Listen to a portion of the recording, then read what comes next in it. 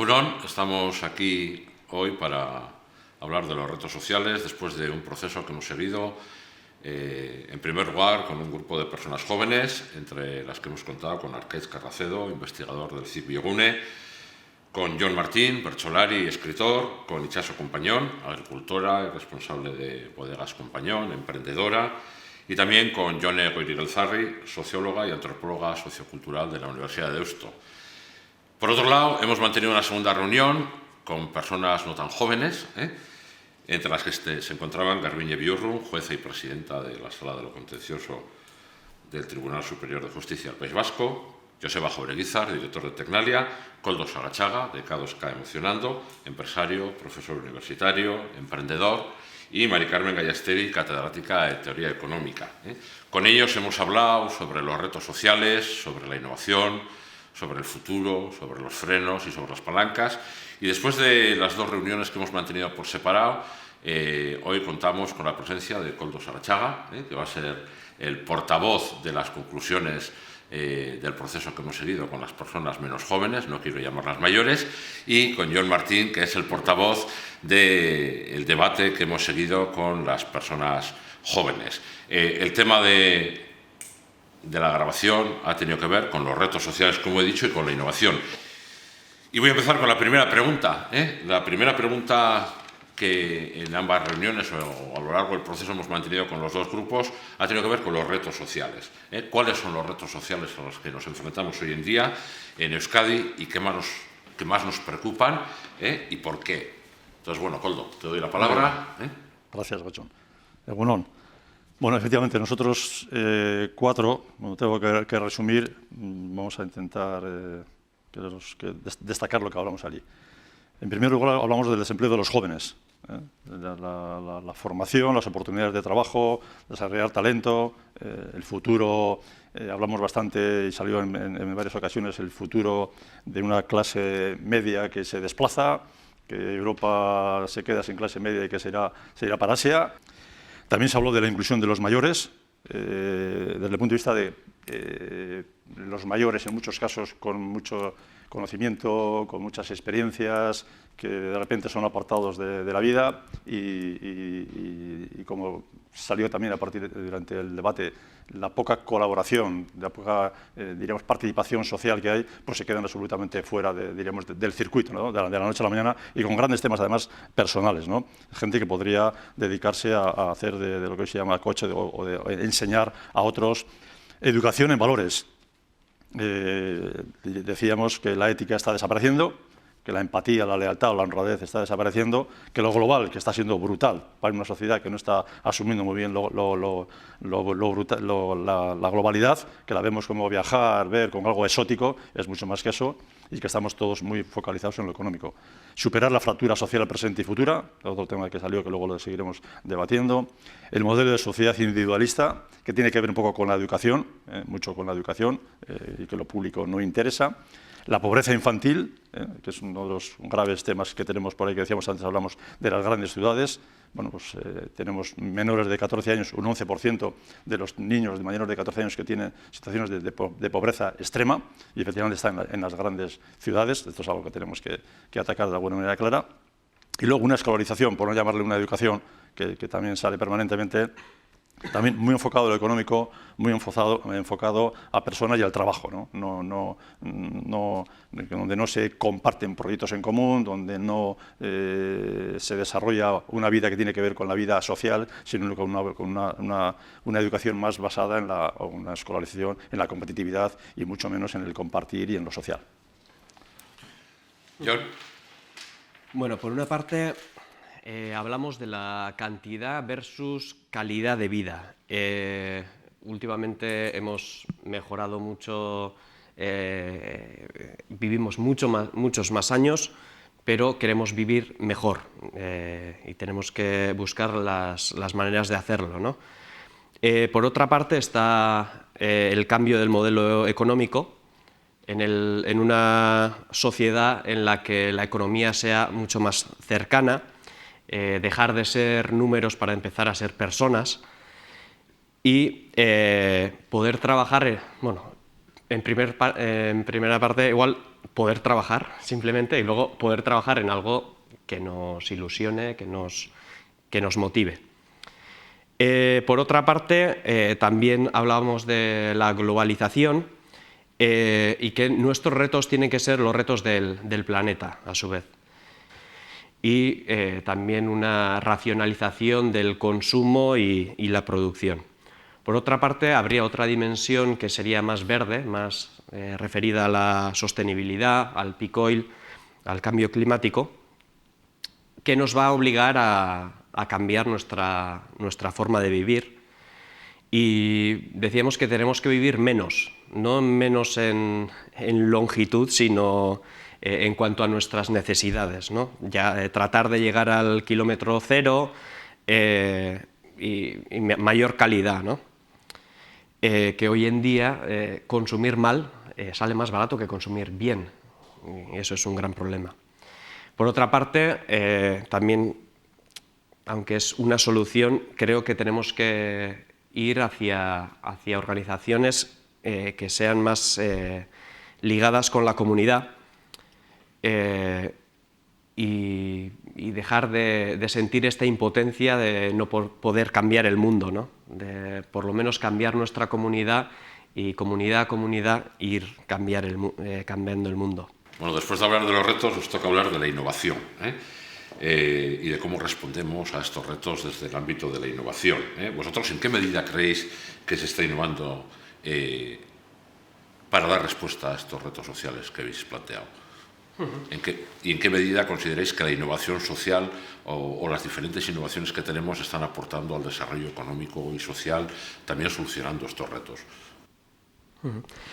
En primer lugar, innovar muchas veces ha sido una palabra vacía, una palabra que quedaba muy bien discursivamente, pero luego estaba vacía de contenido. Innovar debería ser crear algo completamente nuevo, mejorar algo que ya está hecho, o darle un significado nuevo a algo que ya existía.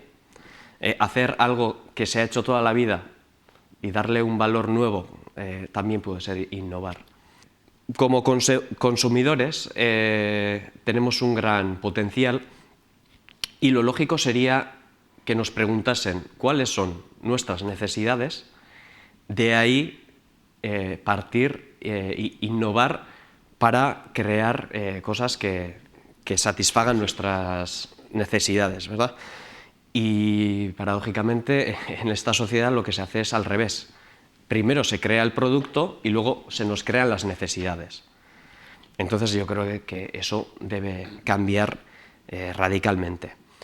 Luego hay innovación, pero hay muchos intereses en que ciertos inventos no salgan a la luz, porque todavía económicamente igual no están explotados por otros campos. Entonces es un gran problema que la innovación esté disfrazada y escondida. Y creo que todas las innovaciones tendrían que tener como punto de partida la sostenibilidad y el bienestar de las comunidades. Porque tenemos mucha potencia, se hacen inversiones muy grandes, pero muchas veces nos falta estrategia, una dirección en la que innovar. Nosotros hablamos un poco salió el tema del PIB, como algo que dice, bueno, ¿qué innovamos, en qué estamos midiendo, cómo sabemos que estamos mejorando, ¿no? Por lo único que manejamos en esta sociedad es el PIB, que efectivamente, y además Mari Carmen Gallástegui, que de eso sabe mucho, pues ya dijo claramente que no refleja para nada lo que la sociedad hace o crea o genera o innova, porque no deja de ser algo que siempre se aplica a una cantidad por un precio. Bueno, yo decía, innovar no es solamente productividad, sino que innovar también tiene que ver mucho con lo social, que es un poco de lo que Jon ha comentado, ¿no? Innovar más en actitudes con C, en valores, en tal, y menos en aptitudes, porque las actitudes tienen que ver con un aprendizaje continuo y no tanto con algo que está en la universidad o que está con los estudios, sino tenemos que tener una cultura permanente de innovar en las actitudes y no solamente en las aptitudes, en las capacidades para hacer, sino más en las relacionales y más en las de convivencia, ¿no? Estamos muy enfocados al talento, que las personas con talento, y hay muchas empresas efectivamente que anuncian y que quieren talento, pero el talento no se compra. El talento tiene que ver con que yo quiera, tiene que ver con que yo me sienta a gusto, tiene que ver con quién estoy, tiene que ver con mi relación, tiene que ver con qué. No es que digamos no a las tecnologías, pero sí decimos que tenemos que ser personas actores de la vida, y no personas para 8 horas para ganar dinero y para ser más que otros. Y por fin el aprendizaje, para terminar. El emprendizaje es una actitud, y esto sí merece la pena resaltarlo, y se ha convertido en una especie lo comentaba una persona ahí con criterio, como una carrera, ¿no? O sea, se hacen cursos y máster, no sé qué, de emprendizaje. O sea, si el emprendizaje es algo que tiene que ver con una postura en la vida, ¿no? de ser colaborativo, de estar interesado por tu entorno, y eso requiere estar permanentemente pensando y soñando, ¿no? O sea, es como si diríamos imagine o sueña, ¿no? O sea, estás permanentemente creando, permanentemente soñando, y eso es estar permanentemente en emprendizaje continuo, haciendo algo por tu entorno. O sea, que es bastante más amplio que también la cultura que nos meten de algunos vocablos o de algunos términos que están muy cerrados en lo que quieren decir, porque así nos lo transmiten, ¿no? Bueno, escuchándoos me alegra ver que en los debates entre los menos jóvenes y los más jóvenes tenéis coincidencias, ¿no? Concretamente, nosotros cuando hemos planteado este monográfico hemos pedido que nos haga la introducción a un canadiense que nos ha sugerido un artículo que habla sobre innovar la innovación. Habéis hablado de que es un término quemado, de que se ha usado mucho, entonces él habla de innovar la innovación y de avanzar hacia sistemas integrados de innovación, ¿no? Donde la tecnológica, la empresarial, la social puedan converger y en cada momento las soluciones tengan que ver. Pero en este sentido, vosotros, ¿qué frenos estáis viendo a nivel de Euskadi para avanzar desde la innovación en la respuesta a estos retos sociales? Porque habéis hablado de talento, de educación, de la edad o de la demografía. ¿Cuáles son los frenos que creéis que está habiendo en este momento en Euskadi para innovar? Koldo. Bueno, comenzábamos que quizás lo que falta es saber a dónde vamos. O sea, quizás lo que falta es un proyecto de país. ¿Cuáles son los objetivos del país? ¿Qué es lo que falta o qué es lo que nosotros hablábamos con bastante consenso? Motivar un debate de país. O sea, cómo debatir sobre todo, debatirse es necesario también sobre lo que hoy es la economía para desmitificar cosas que no son tan importantes, pero sobre todo también sobre los temas de los intangibles, eso que tiene que ver con lo que llamamos lo social, pero que parece que también es como tan amplio que no sabemos muy bien a veces de qué hablamos, ¿no?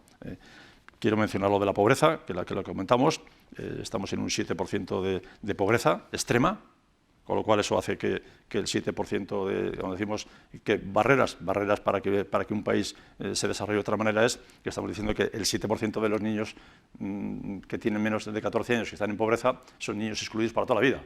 Excluidos porque están en un entorno social poco escondidos y excluidos porque ni siquiera comen lo suficiente para poder desarrollar su cerebro y desarrollarlo de una manera inteligente, para poder desarrollar las capacidades innatas que un humano tiene, ¿no? Luego tenemos otro problema gordo que es el fracaso escolar. El fracaso escolar, que está en el 10%, que estamos muy felices, porque en España es el 20 y tantos. Pero claro, 10% otra vez de niños que abandonan los estudios porque están masificados, porque no son niños diferentes en un entorno en que se les quiere a todos igualar y también abandonan los estudios. Claro, por un camino y por otro, si no coinciden, que muchos de ellos, por desgracia, coinciden, pues tenemos un 15 o un 20% de niños que en el camino, en los primeros años de la vida, en los 10, 12, 14 primeros años de la vida, los estamos dejando excluidos, con lo cual van a ser ciudadanos de segunda siempre, ¿no? Si aquí no tenemos que, si esto no son barreras y tenemos que pensar algo nuevo, pues venga Dios y lo vea, ¿no? Y luego, otra vez comentar, para ver qué opinan, en este caso sí que me interesa que opine John, y lo que ellos pensaban es pues la clase media que va a desaparecer. O sea, quienes estaban aquí presentes y tienen hijos de tu edad o próximos, y los que por suerte damos trabajo a muchos de vuestra edad, y yo he dado a miles de jóvenes trabajo en el mundo, pues en este momento la mayoría de los salarios, que no es el caso por donde yo ando, pues tienen unos salarios, y estadísticamente, la mitad, uno de 25 años que uno de 50. Está claro que este es el camino para la clase media, o sea, una clase media que no va a ser como ahora y que va a desaparecer, porque resulta que en otros países del mundo, como es China, como es Asia, por ahí, cada vez hay más millonarios, todos los años crecen los millonarios en una proporción mayor, con lo cual la clase media se desplaza. Claro, ¿cuál es la posición de los jóvenes hoy ante algo que parece que les lleva a un camino de mediocridad? Nosotros comentábamos que estamos atrapados en el tiempo. Hacíamos como diferentes visiones. Estamos como atrapados entre el pasado y el futuro, un futuro que que no podemos imaginar muy bien. ¿Por qué estáis atrapados? Porque no tenemos alternativas. No, porque habéis vivido cómodos, y lo habéis mencionado en el primer punto.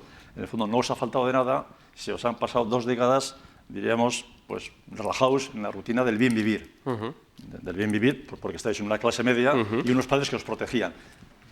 ¿Y ahora qué? Y ahora estamos en un presente continuo, le llamamos.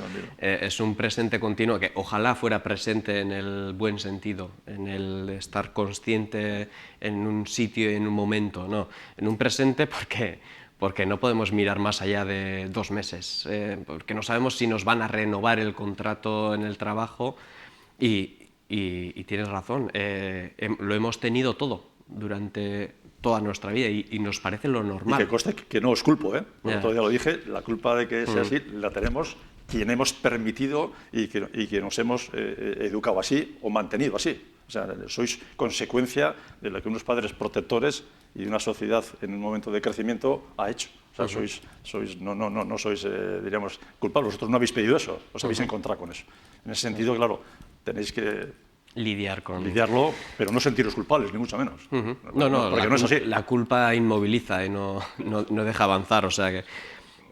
pero sí que estamos presos ahora de un sistema que está pensado para esa gente que tiene dinero asegurado cada mes, en el que todo el mundo tiene una casa propia y nos encontramos que aunque queramos construir una alternativa, pues por ejemplo, en vez de comprar la casa, cambiamos de sistema y vamos a poner alquiler, pero es que el alquiler está tan caro como pagar una hipoteca. Entonces, las alternativas o son rompedoras, o ocupas una casa, o te vas a vivir en una comunidad, a un pueblo abandonado, o si no, te tienes que adaptar al sistema económico actual. Entonces estamos perdidos queriendo buscar alternativas. Igual la generación que viene igual nace con más necesidades que nosotros y con más ideas.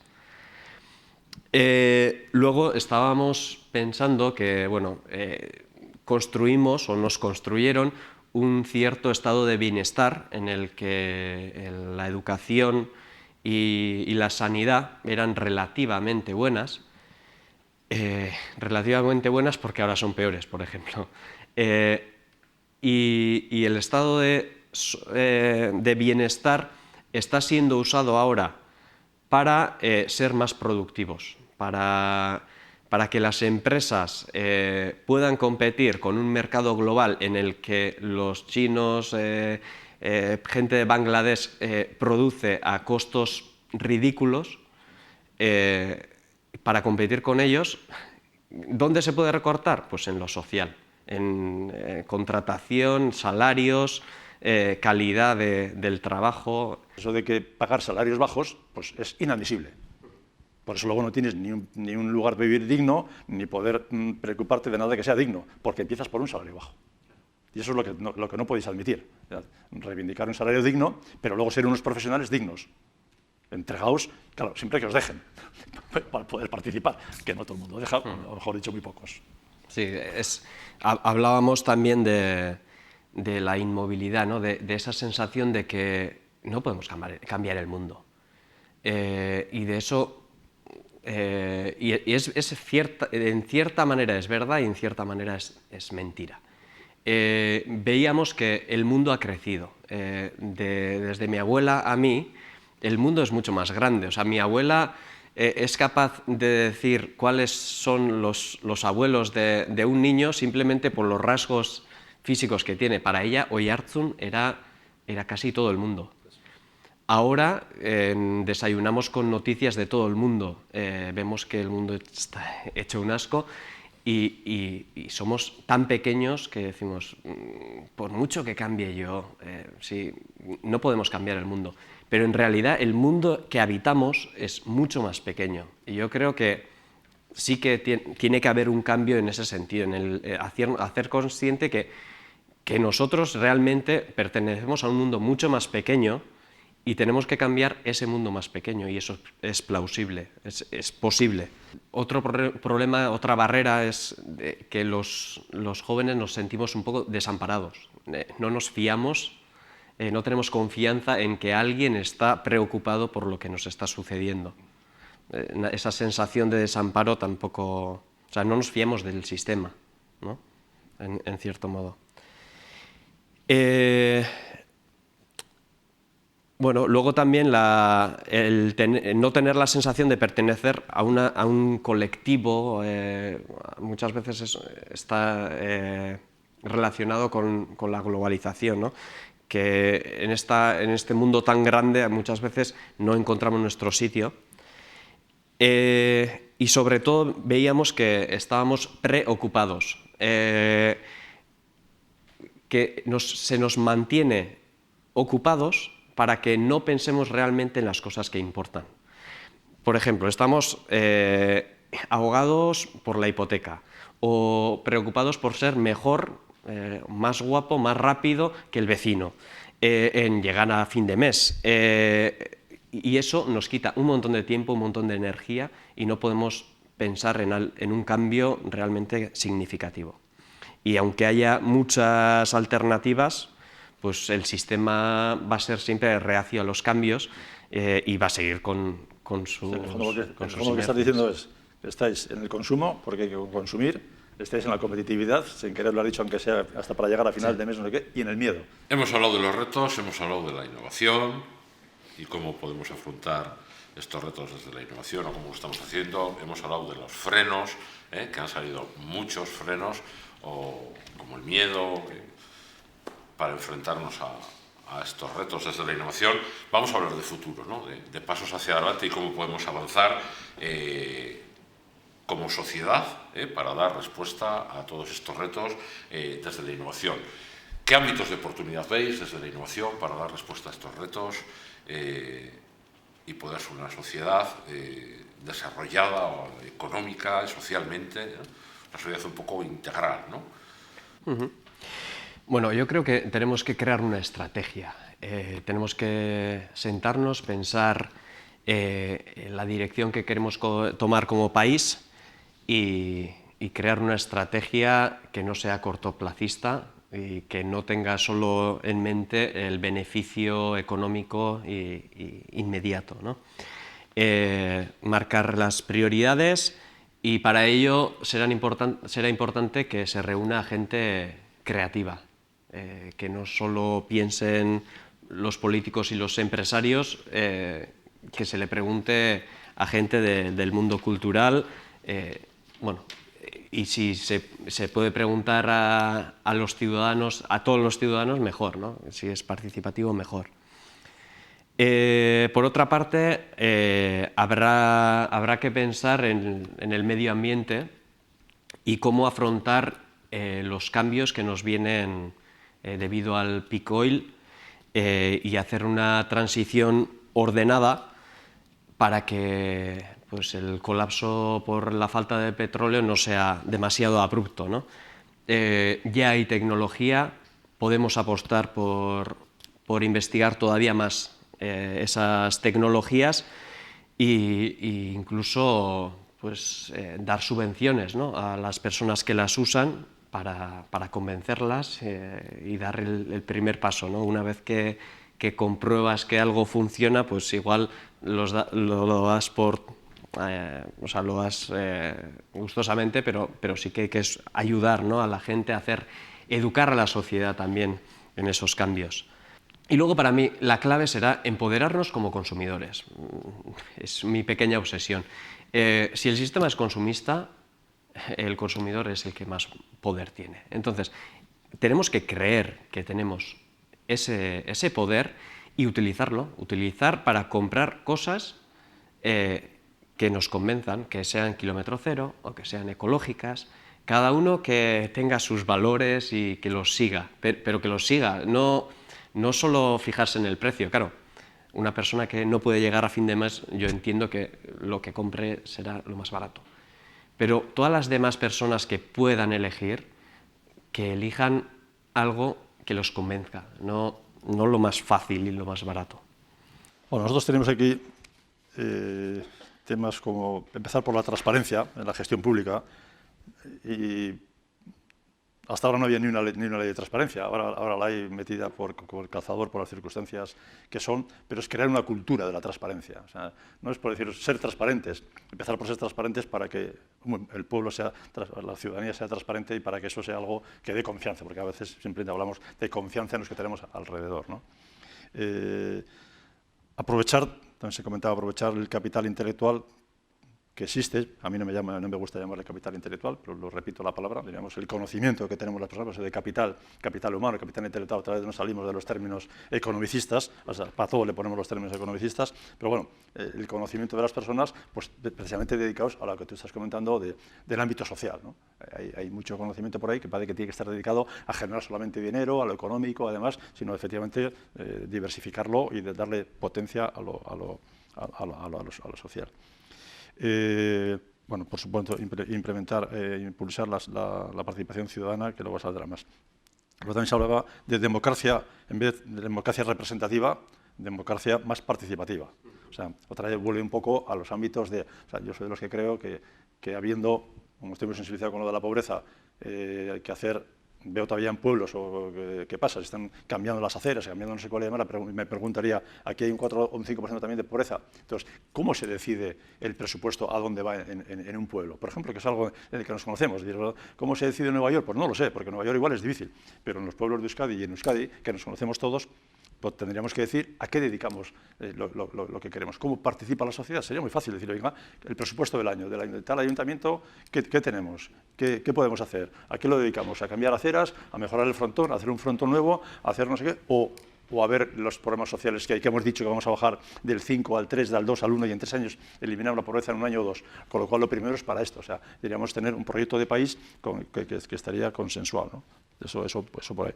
Bueno, de la manera de meter todo eso que hablamos es el desarrollo humano, que yo le aplico lo de justo y sostenible, porque hacemos desarrollo, hacemos cosas, pero luego siempre no es muy equitativo, ¿eh? Al final acaba yendo más para un lado que para otro. Entonces, un desarrollo humano justo y sostenible, que en el fondo quiere decir la sostenibilidad de un país, porque ahí metes lo económico, lo social y lo medioambiental, lo del clima y todo lo que conlleva lo medioambiental, ¿no?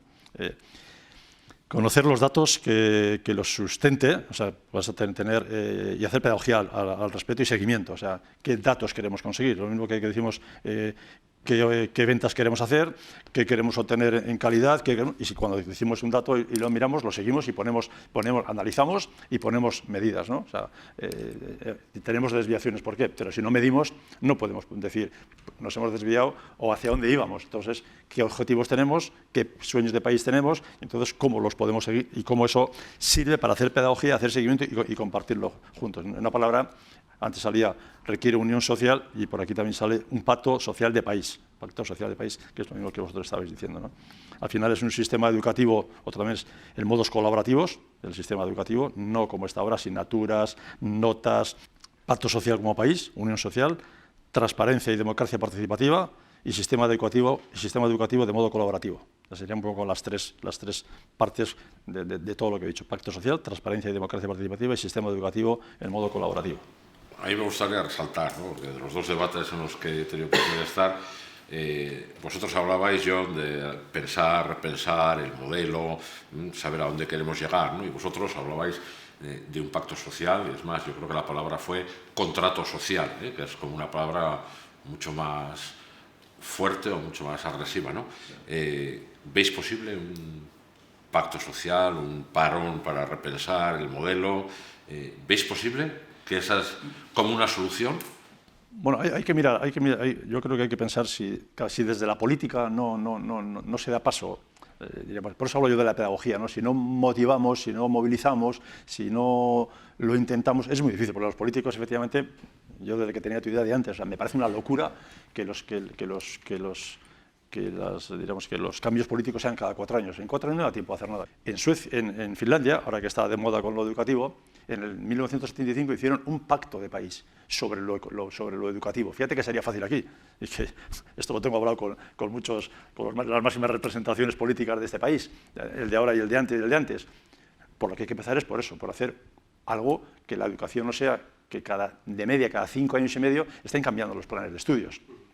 Decimos que dependemos de Madrid. ¿Qué coño de Madrid? Hagámoslo aquí. Hagamos un pacto Un pacto de qué queremos en el modelo escolar, en el modelo educativo. Claro, si empezamos por un pacto como ese y eso crea confianza y crea y da credibilidad a que somos capaces de unirnos para hacer una cosa como esa que afecta a todo el mundo, a las familias, al otro, pues empezaremos a soñar con otras cosas posibles. Pero claro, es que desde la educación, no es que lo diga Mandela, lo haya dicho, cualquiera te dice que un país cambia cuando cambia su modelo educativo. Entonces yo creo que tenemos que empezar por ahí y eso sería algo como bastante que no ronda tanto lo político como para que podría unir intereses y más, insisto, porque se habla más de lo educativo que nunca en la historia. Eso también es cierto, ¿no? Lo que pasa es que lo que estáis planteando supone escuchar, supone actuar y supone colaborar. Tres palabras que yo creo que, bueno, lo has dicho tú cuando la vida independiente o lo independientes que queremos ser, ¿no? Escuchar, actuar y colaborar. Sí,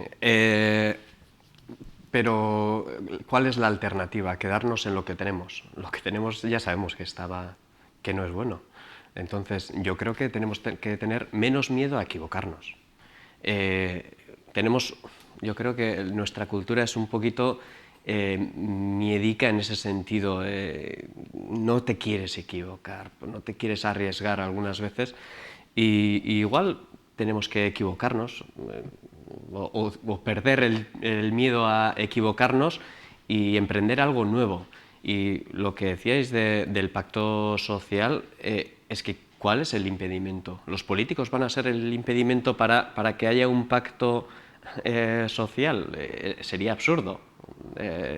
Los políticos son como una simplificación de la sociedad, deberían serlo. Entonces no pueden ser la resistencia del cambio.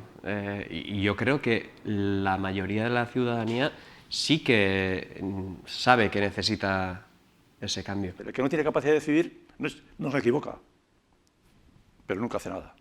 Entonces, claro, tú tienes que tener la capacidad de arriesgar, la capacidad de equivocarte, porque en la equivocación y el error está el aprendizaje. O sea, es una frase que está dicha por todas partes, que se asume, pero es que no te caigas. ¿Qué has hecho? A eso no, a eso no, a eso no. No suspendas, no esto, no lo otro, ese es tu trabajo, tú solo. Claro, es un modelo en el que no estás compartiendo con otros, que es por donde van los tiros, donde decíamos que tenían que ir a hacer trabajos en común, proyectos en común, hay que equivocarse, no pasa nada, esa es una manera de aprender, ánimo por haberlo intentado, arriesga, haz, pero no nacemos con esa cultura. Es todo lo contrario de lo que luego, cuando ya somos mayores, nos toca hacer. Pero eso de la noche a la mañana no surge, porque eso o se aprende, o se vive, o se siente, o no es porque te lo digan. No, ahora puedes arriesgar. Coño, o sea, ahora de repente hoy tú me dices puedes arriesgar y yo tengo la capacidad de arriesgar, tengo la capacidad de comunicar, tengo la capacidad de atraer, tengo la capacidad de ilusionar, tengo la capacidad de soñar. O me la han dado y la he tenido y me la han dejado, o si me la han ido cortando, pues ahora de repente me encuentro con miedo. Y entonces, claro, pasa esa época y lo que te encuentras es que te dejan solo ante el mundo y dices, coño, ¿qué es esto? Y entonces surge eso, la impotencia, el miedo, la situación en la que estamos, que somos conscientes, con lo cual, al ser conscientes de que estamos en una situación que no nos gusta, una sociedad que no nos agrada y que no va por buen camino, pues primero hay que empezar por detectar que efectivamente no estamos cómodos y desde ahí podemos avanzar. Y yo creo que efectivamente vamos a avanzar, no me cabe la menor duda. Pero por necesidad, lo triste es que va a ser por necesidad, no por inteligencia o por querer compartir con los demás. Bueno, por una parte me gusta ser positivo, yo veo cada vez a más gente válida, mucha gente inquieta y que quiere ese cambio, entonces yo creo que en el poder de esas personas. Sí. O sea, por un lado hay más consumismo, seguimos ahí metidos, pero por otro lado, en cuanto bajas y hablas y te acercas y dialogas tranquilamente 5 minutos, está claro que esa inquietud y esas ganas y que algo hay que hacer está ahí, sí. Sí, bueno. Hombre, estaría bien que hubiera un líder que aflorara todos esos sentimientos, pero bueno, por otra parte, yo creo que tenemos el síndrome de alguien que vendrá y nos salvará y nos guiará. Y no, tenemos que ser responsables de nuestro rumbo. Bueno, pues yo quería agradeceros tanto Jon, Koldo, el que hayáis estado hoy aquí con nosotros, en nombre de Innovasque, Agencia Vasca de la Innovación, y de todos los que formamos, ¿no? La agencia, que somos más de 1000 organizaciones, os queremos dar las gracias por el conocimiento, a vosotros y a las 4 personas, quiero repetir, a Arcaiz, a Itxaso, a Ione, a Tillón y en tu equipo a Mari Carmen, a Joseba, a Garbiñe y a ti con tú mismo, por toda la información. Yo creo que cuando nos planteamos hacer este monográfico y estuvimos analizando cómo plantearlo, vimos como un reto hacer 2 debates diferenciados para ver cómo coincidían las personas menos jóvenes o las personas más jóvenes, y veo que, bueno, que hay una sintonía en cuanto a que tenemos que pensar un nuevo modelo, tenemos que repensar ese nuevo modelo y que la sociedad es fuerte como para poder enfrentarnos a este reto, ¿no? Es que recasco y nos veremos. Ha sido un placer estar, gracias por invitarnos y esperemos que hayamos aportado algo que pueda ser útil a la sociedad. Igualmente.